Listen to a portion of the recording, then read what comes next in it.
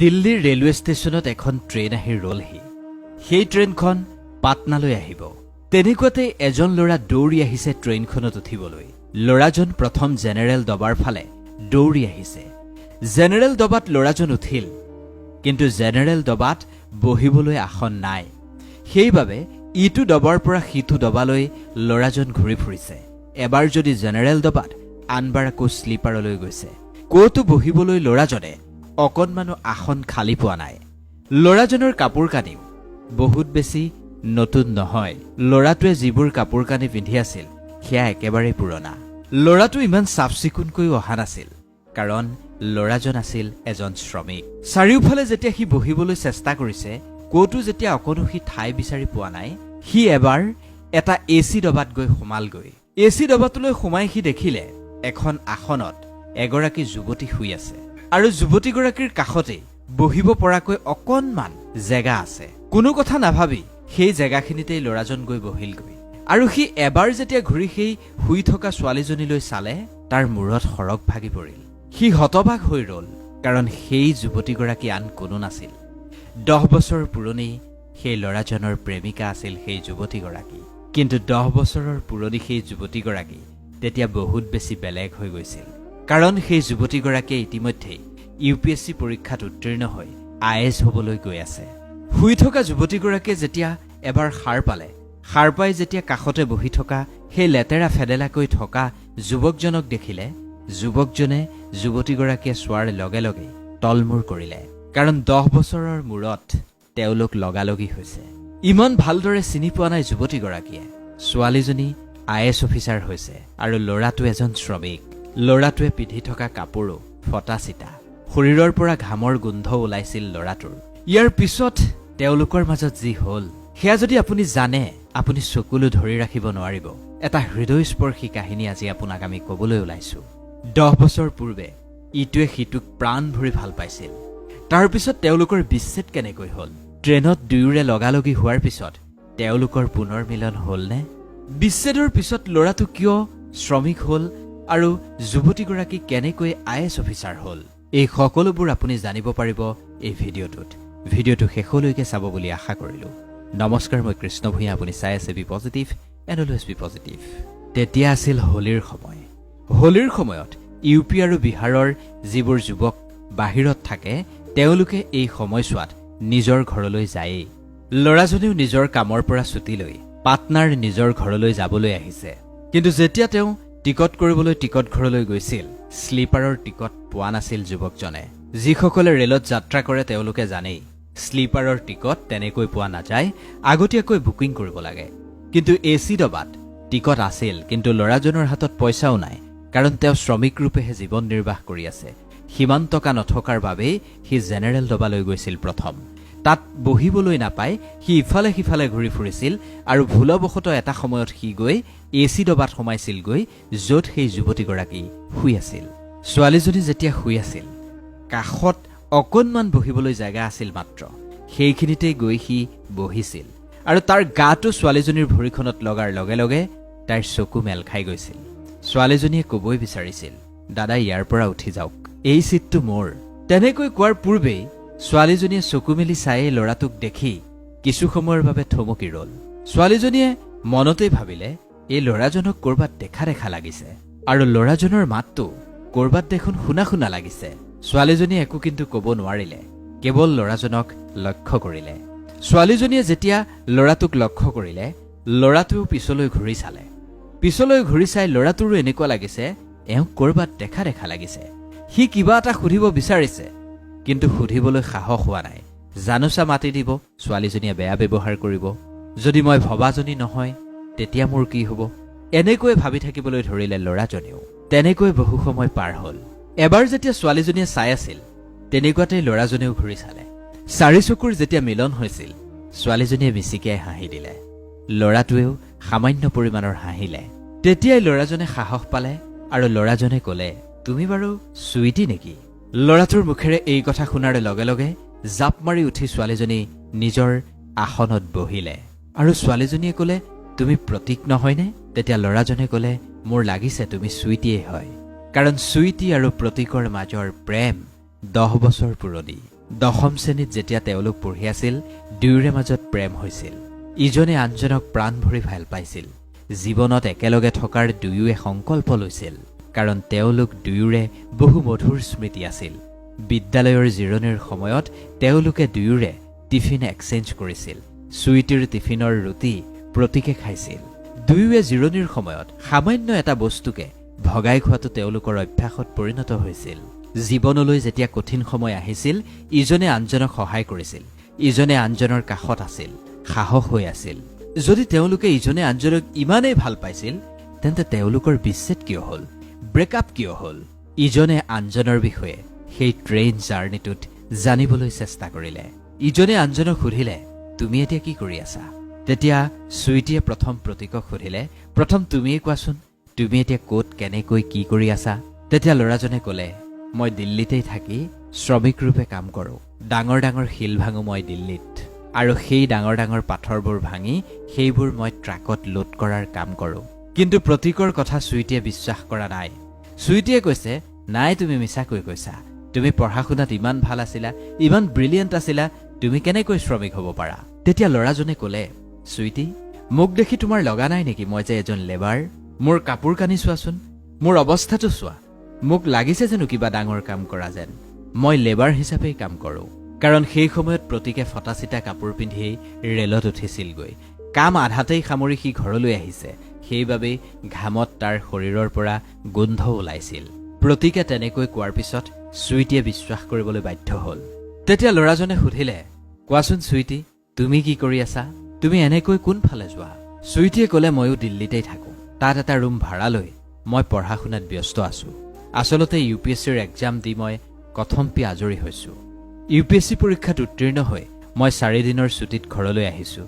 আকৌ মই দিল্লীলৈ উভতি যাব লাগিব, কাৰণ ভগৱানৰ কৃপাত মই IAS হৈছোঁ। কিছুদিনৰ পিছত মোৰ ট্ৰেইনিং ষ্টাৰ্ট হ'ব। তাৰ পিছত চাগে ক'ত থাকিম এতিয়া নাজানো। দুয়োৱে 10 বছৰ মূৰত লগ পাইছে। প্ৰাণ ভৰি ইজনে আনজনৰ কথা শুনিছে। দুয়োৱে প্ৰাণ ভৰি কথা পাতিছে। ৰাতি এপৰলৈ তেওঁলোকে কথা পাতিছে। খোৱা বোৱা সকলো এৰি কেৱল তেওঁলোকে কথা পাতিছে। যেতিয়া ৰাতিপুৱালে, তেতিয়া তেওঁলোকৰ ট্ৰেইনখন গৈ ষ্টেচনত ৰলগৈ। তেওঁলোকে খাবলৈ হোটেললৈ গ'ল। হোটেলত যেতিয়া তেওঁলোকে নাস্তা কৰিলে, তেতিয়া হোটেলৰ বিল ছোৱালীজনীয়ে দিবলৈ লৈছিল। তেতিয়া যুৱকজনে অৰ্থাৎ প্ৰতীকে ক'লে, চুইটি, তুমি পইচা দিব নালাগে, মই দি দিম। তেতিয়া চুইটিয়ে ক'লে, তুমি পইচা কেনেকৈ দিবা? তুমি এনেও কমকৈ উপাৰ্জন কৰিছা। মইতো এতিয়া অফিচাৰ হ'লো। কিছুদিনৰ পিছত মই পৰ্যাপ্ত ধন উপাৰ্জন কৰিম, মোৰ চেলাৰী হ'ব, গতিকে পইচা মোকেই দিবলৈ দিয়া। তেতিয়া প্ৰতীকে ক'লে, নহয় চুইটি, তুমি চাকৰিত যোগদান কৰাই নাই। চাকৰিত যোগদান কৰি দৰমহা পোৱাহেঁতেন বেলেগ কথা আছিল, এতিয়া ময়ে দিওঁ দিয়া। প্ৰতীকে তেনেকৈ কোৱাৰ পিছত চুইটিয়ে আৰু বৰ বিশেষ নক'লে। হোটেলৰ বিল প্ৰতীকেই দিলে। তেনেকৈয়ে দুয়ো কথা পাতি পাতি কিছুদূৰ খোজকাঢ়ি আগবাঢ়িল। তেতিয়া চুইটিয়ে এটা সময়ত প্ৰতীকক সুধিলে, প্ৰতীক, তোমাৰ যে এগৰাকী ভগ্নী আছিল, এই মঞ্জু এতিয়া ক'ত আছে? তেতিয়া প্ৰতীকে ক'লে, তাইৰ বিয়া হ'ল। এবছৰ পূৰ্বেই তাইৰ বিয়া হৈছে। তাই এতিয়া হাজবেণ্ডৰ ঘৰতেই আছে। তেতিয়া চুইটিয়ে ক'লে, তাইৰ নম্বৰটো পাম নেকি? তেতিয়া প্ৰতীকে ক'লে, কিয় নাপাবা, এইটো লোৱা তাইৰ নম্বৰ। এই বুলি কৈ মঞ্জুৰ নম্বৰটো প্ৰতীকে চুইটিক দি দিলে। লগে লগে চুইটিয়ে মঞ্জুক ফোন কৰিবলৈ বিচাৰিছিল। তেতিয়া প্ৰতীকে ক'লে, চুইটি, এতিয়াই ফোন কৰিব নালাগে, কাৰণ তাইৰ শহুৰ দেউতা আৰু মোৰ দেউতাৰ মাজত কিবা ঘৰুৱা কথালৈ সংঘাত হৈছে। সেইকাৰণেই আমাৰ দুয়োখন ঘৰৰ মাজত কিছু মনোমালিন্য হোৱাৰ বাবে অহা যোৱা নাই, মাতবোল নাই। তুমি যেতিয়া ঘৰলৈ যাবা, তেতিয়া তুমি ধুনীয়াকৈ তাইৰ লগত কথা পাতিবা। এতিয়া মই আছো, সেইবাবে তুমি তাইৰ লগত কথা পাতিব নালাগে। তেতিয়া চুইটিয়ে ক'লে, ঠিক আছে, কোনো কথা নাই, মই ঘৰত গৈ মঞ্জুৰ সৈতে কথা পাতিম। তাৰপিছত তেনেকৈয়ে কথা পাতি দুয়ো নিজা নিজা ৰাস্তাৰে গতি কৰিলে। অৰ্থাৎ চুইটি নিজৰ ঘৰলৈ গ'ল, প্ৰতীকো নিজৰ ঘৰলৈ ৰাওনা হ'ল। ঘৰলৈ যোৱাৰ পিছত সন্ধিয়া সময়ত চুইটিয়ে প্ৰতীকৰ ভগ্নী মঞ্জুলৈ ফোন লগালে, আৰু মঞ্জুৱে ফোনটো উঠাই চুইটিৰ মাতটো শুনি চিনি পালে। তেতিয়া মঞ্জুৱে ক'লে, চুইটি, তুমি মোৰ নাম্বাৰটো ক'ত পালা? তেতিয়া চুইটিয়ে সকলোবোৰ কথা বিৱৰি ক'লে, মই দিল্লীৰ পৰা ঘৰলৈ আহোঁতে ৰেলত প্ৰতীকক লগ পালোঁ, আৰু তাৰ পৰাই মই তোমাৰ নাম্বাৰটো ল'লোঁ। তেতিয়া মঞ্জুৱে ধেমালিকৈয়ে ক'লে, যোৰা মানে আকৌ লাগিল? তেতিয়া চুইটিয়ে ক'লে, নাই নাই, তেনেকুৱা কোনো কথা নাই, মই হঠাৎ প্ৰতীকক আজি ট্ৰেইনত লগ পাই গ'লোঁ। আমি দুয়োটা কেৱল বন্ধু মাত্ৰ, তাতকৈ বেছি আৰু একো নাই। তেতিয়া চুইটিয়ে ক'লে, মঞ্জু, প্ৰতীকৰ বাৰু খবৰ নাছিল, ঠিক আছে, কিন্তু তুমিতো মোৰ এটা খবৰ ল'ব পাৰা যেতিয়াৰ পৰাই আমাৰ ব্ৰেকআপ হৈছিল তেতিয়াৰ পৰাই সকলো ফ্ৰেণ্ডছবোৰ বেলেগ বেলেগ হৈ কিয় গ'ল তেতিয়া মঞ্জুৱে ক'লে মই তোমাৰ সৈতে কথা পাতিব বিচাৰিছিলোঁ তোমাৰ ঘৰলৈও আহিব বিচাৰিছিলোঁ কিন্তু যেতিয়াই তোমাৰ দাদাই প্ৰতীকক মাৰিলে তেতিয়াৰ পৰাই মই তোমাৰ ঘৰলৈ যোৱাৰ আশা এৰি দিলোঁ কাৰণ মই যদি তেতিয়া তোমালোকৰ ঘৰলৈ গ'লোহেঁতেন মানুহে ভাবিলেহেঁতেন প্ৰতীকে কোৱাৰ কাৰণেহে মই তোমালোকৰ ঘৰলৈ আহিছোঁ বুলি সেই কথা শুনি চুইটি আচৰিত হ'ল চুইটিয়ে আচৰিত হৈ সুধিলে মঞ্জু ৰ'বাচোন তুমি অলপ আগতে যে ক'লা মোৰ দাদাই প্ৰতীকক মাৰিলে বুলি এয়া কেতিয়া হ'ল মই দেখোন গমেই নাপাওঁ তেতিয়া মঞ্জুৱে ক'লে হ'ব তুমি সকলো জানি এতিয়া নজনাৰ ভাও ধৰিব নালাগে তেতিয়া চুইটিয়ে ক'লে বিশ্বাস কৰা এই বিষয়ে মই একোৱেই নাজানো মোৰ দাদাই কেতিয়া প্ৰতীকক মাৰিলে তেতিয়া মঞ্জুৱে আচৰিত হৈ সুধিলে কি সঁচাকৈয়ে তুমি এই বিষয়ে একোৱেই নাজানানে তেতিয়া চুইটিয়ে ক'লে মই মোৰ মাৰ শপত খাই কৈছোঁ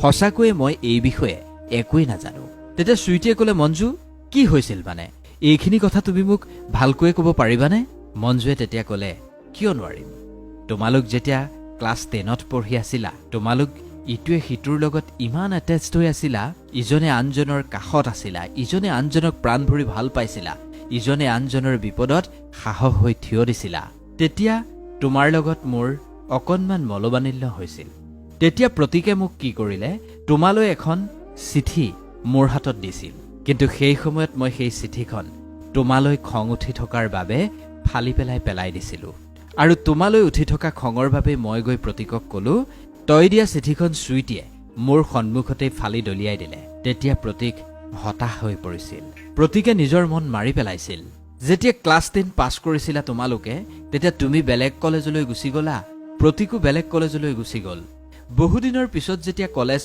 বেলেগ বেলেগ হৈ গ'ল তেতিয়া প্ৰতীকে ভাবিলে আৰু এখন প্ৰেমপত্ৰ তোমাক দিয়া যাওক জানোছা তুমি এইবাৰ মানি যোৱা তেতিয়া চুইটিয়ে ক'লে তাৰপিছত কি হ'ল তেতিয়া মঞ্জুৱে ক'লে চুইটি তোমাৰ মনত আছেনে তোমালোকৰ ঘৰলৈ প্ৰিয়ংকা নামৰ এজনী ছোৱালী আহিছিল তেতিয়া চুইটিয়ে ক'লে মনত আছে তেওঁৰ লগত মোৰ কথাও হয় তেতিয়া মঞ্জুৱে ক'লে তাইৰ যে এজন ককায়েক আছে তুমি জানানে তেতিয়া চুইটিয়ে ক'লে হয় জানো তাইৰ এজন ককায়েক আছে তেতিয়া মঞ্জুৱে ক'লে সেই প্ৰিয়ংকাৰ ককায়েক আৰু প্ৰতীকৰ মাজত ভাল বন্ধুত্ব আছিল আৰু প্ৰতীকে তাৰ সকলো কথা প্ৰিয়ংকাৰ ককায়েকক বিৱৰি কয় তেতিয়া প্ৰিয়ংকাৰ ককায়েকে প্ৰতীকক ক'লে এটা কাম কৰ মোৰ ভণ্টি সদায় চুইটিহঁতৰ ঘৰলৈ অহা যোৱা কৰেই তই এখন চিঠি লিখি মোৰ ভণ্টিৰ হাতত দি দে চুইটিক দিবলৈ আৰু মই যেনে তেনে সেই চিঠিখন চুইটিক দিয়াই দিম তাৰপিছত প্ৰতীকে আৰু এখন চিঠি লিখিলে চুইটিৰ বাবে চিঠিখন লিখি দুয়োজনে প্ৰিয়ংকাৰ ওচৰলৈ গ'ল আৰু প্ৰিয়ংকাক দি ক'লে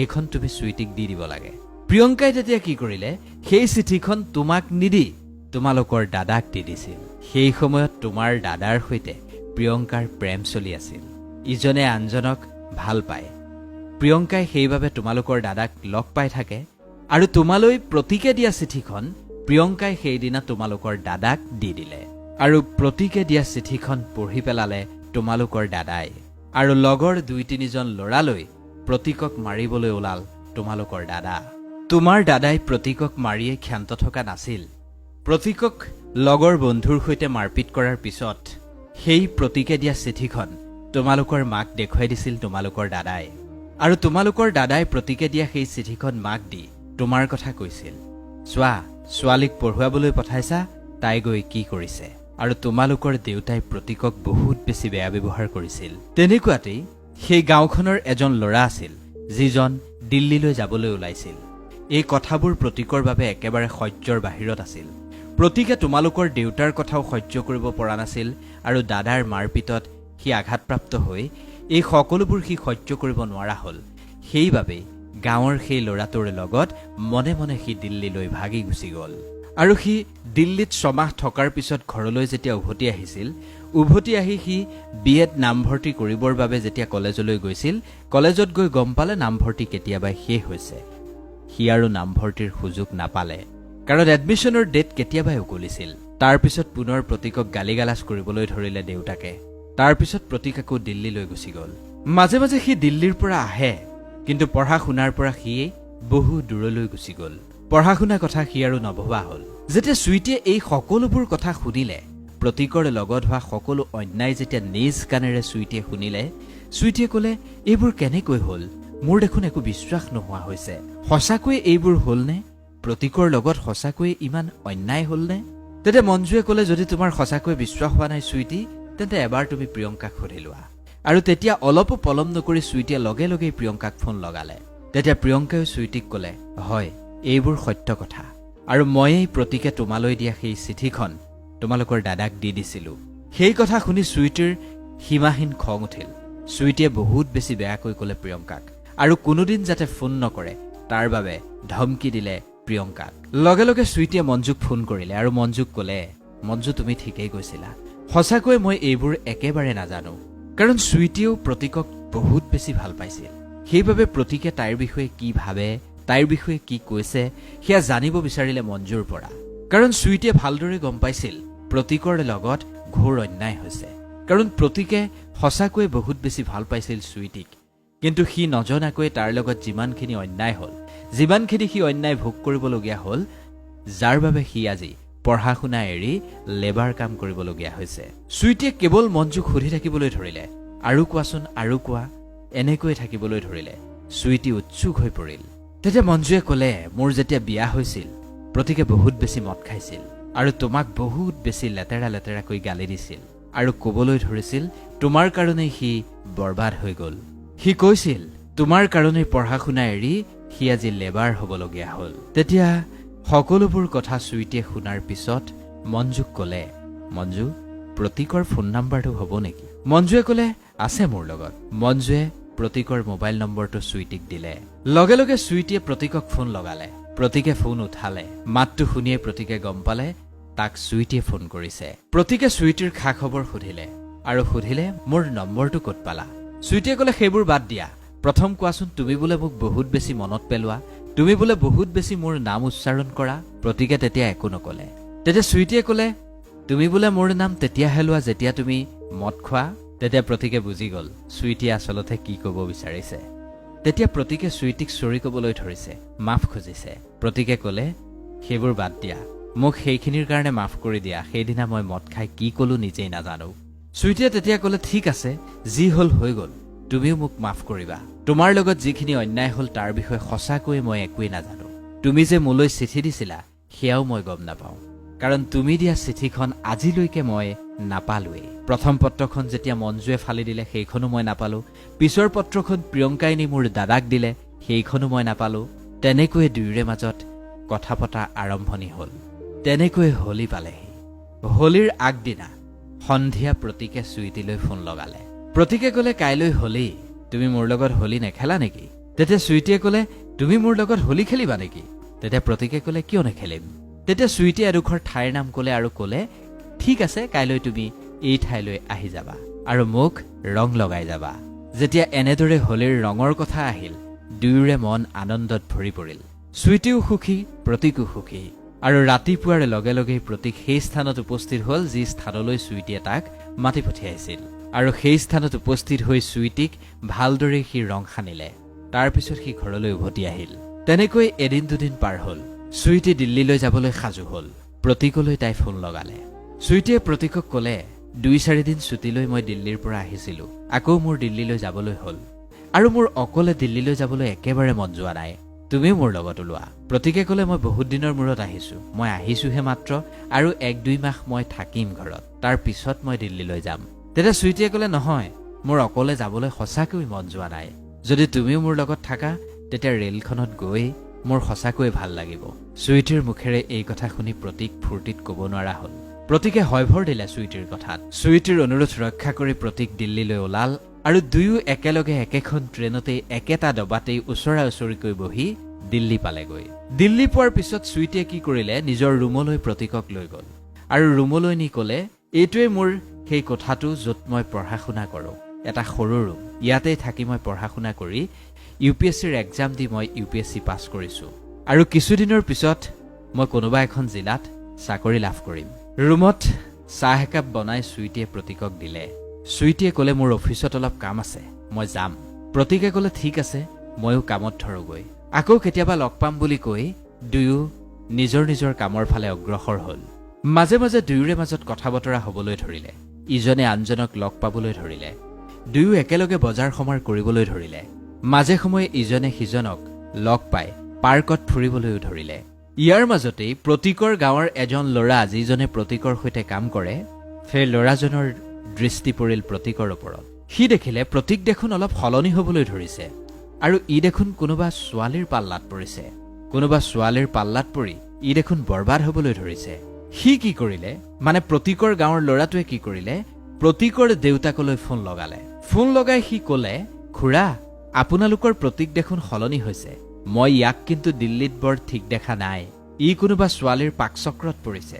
ই কোনোবা ছোৱালীৰ লগত অনবৰতে ঘূৰি ফুৰে, ছোৱালীজনীৰ ৰুমলৈ যায়। ইয়াৰ দেখোন কোনো কামতেই মন নবঢ়ে। ই বৰবাদ হ'বলৈ আৰু বৰ বেছি সময় নাই খুৰা। গাঁৱৰ ল'ৰাটোৰ মুখেৰে এই কথা শুনি প্ৰতীকৰ দেউতাক চিন্তাত পৰিল। খঙো উঠিছে। উপায়হীন হৈ প্ৰতীকক দেউতাকে ফোন লগালে। দেউতাকে তাক বুজালে, চোৱা, যি হ'ল হৈ গ'ল। ইয়াৰ পিছত আৰু যাতে একো নহয় সেইটোৰ প্ৰতি তুমি লক্ষ্য ৰাখিব লাগিব। মই তোমাৰ বিয়াৰ কথা চিন্তা কৰিছো। অহা বছৰ মই তোমাৰ বিয়া পাতিম। তুমি যেতিয়া ঘৰলৈ পিছৰবাৰ আহিবা, মই তোমাৰ বিয়া পাতি দিম। তেনেকৈ দুই এটা কথা কৈ প্ৰতীকৰ দেউতাকে ফোনটো কাটি দিলে। দেউতাকৰ কথা শুনি প্ৰতীক যথেষ্ট নিৰাশ হ'ল, হতাশ হ'ল। তাৰ মনটো মৰি গ'ল। লগে লগে প্ৰতীকে চুইটিক ফোন লগালে আৰু চুইটিক ক'লে, চোৱাচোন, মোৰ দেউতাই মোৰ বাবে বিয়া ঠিক কৰিছে। মই বোলে অহাবাৰ ঘৰলৈ গ'লে তেওঁ হেনো মোক বিয়া পাতি দিব। তুমিয়ে কোৱাচোন এতিয়া মই কি কৰোঁ? তেতিয়া চুইটিয়ে খোলাকৈয়ে প্ৰতীকক সুধিলে, এটা কথা মোক কোৱাচোন, তোমাৰ বাৰু মোক ভাল লাগেনে? প্ৰতীকে তেতিয়া ফূৰ্তিত ক'ব নোৱাৰা হৈ ক'লে, মইতো ভাল পাওঁৱেই তোমাক, কিন্তু তুমি ক'ত আৰু মই ক'ত? তুমি এগৰাকী IAS অফিচাৰ আৰু মই এজন সাধাৰণ লেবাৰ। তোমাৰ লগত মই কেনেকৈ মিলিম? ভাল লাগিলেই হ'ব জানো? তেতিয়া চুইটিয়ে ক'লে, সেইবোৰ বাদ দিয়া, মোক কেৱল এইটো কোৱা, তুমি মোক ভাল পোৱা নে নোপোৱা? তেতিয়া প্ৰতীকে ক'লে, মই তোমাক ভাল পাওঁ। তেতিয়া চুইটিয়ে প্ৰতীকক ক'লে, তুমি পৰিয়ালৰ কোনোবা এজনক কৈ দিয়া তুমি বিয়া পাতিছা বুলি। তেতিয়া প্ৰতীকে ক'লে, মই কাক ক'ম? তেতিয়া চুইটিয়ে প্ৰতীকক ক'লে, তুমি কেৱল তোমাৰ মাক কৈ দিয়া এই কথাষাৰ, আৰু মাক ক'বা এই কথাটো যাতে মায়ে কাকোৱে নকয়, আৰু ব'লা আমি দুয়োটাই মন্দিৰত বিয়া পাতি ল'ম। চুইটিৰ এইবোৰ কথা শুনি প্ৰতীক সঁচাকৈ ফূৰ্তিত ক'ব নোৱাৰা হ'ল, আৰু সঁচাকৈ চুইটিয়ে প্ৰতীকৰ সৈতে মন্দিৰত বিয়াত বহিল। আৰু নাটকীয়ভাৱে দুয়োটাই একে হেঁপাহতেই আদালততো আইনীভাৱে বিবাহ পাশত আবদ্ধ হ'ল। আৰু প্ৰতীকে নিজৰ মাকক ফোন কৰি এই কথা ক'লে। মাকক সি খুলি ক'লে, মই বিয়াত বহিছোঁ। এইগৰাকী তোমাৰ বোৱাৰী। তাই কিছুদিনৰ পিছতেই IAS অফিচাৰ হ'ব। মোৰ ঘৰলৈ যদি কোনোবা মানুহে বিয়াৰ প্ৰস্তাৱ লৈ আহে, তেন্তে তুমি মানা কৰি দিবা।